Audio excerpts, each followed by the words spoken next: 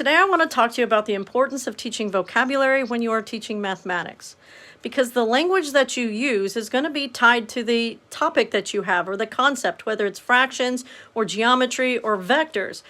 The words you use are going to be connected to the concept, and your students need to understand what those words mean and understand it well. And in order to do that, you need to directly teach the vocabulary, not just in passing, but actually teach it and study it. Vocabulary can be challenging to teach, I'll not deny it, but it does create a much higher level of success in the retention of understanding what it is that you're teaching in the math concept.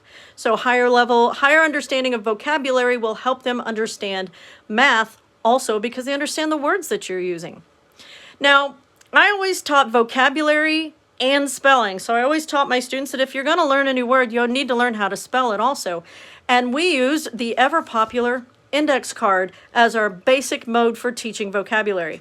The blank side and the lined side, although you could use any kind of index cards that you want.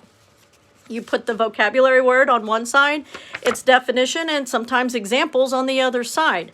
And then there are all kinds of different activities you can do to study your vocabulary cards, and the kids can take them with them and study at a basketball game or something like that. But I found that the paper vocabulary cards had a much higher rate of retention than the digital ones. All you really need to do is take about 15 to 20 minutes out of your class every week to go over vocabulary intently. I am going to make a future video about some of the games you can play with these index cards that make vocabulary much more fun and much more engaging.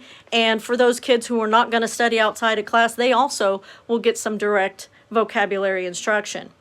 But remember, if you're going to teach a new concept, you need to directly teach the language that is used in that concept. Don't just stop using the words because they're big and hard, like numerator and denominator. A third grader can learn what a numerator is, but you're going to have to directly teach it and repeat it so that they can remember it.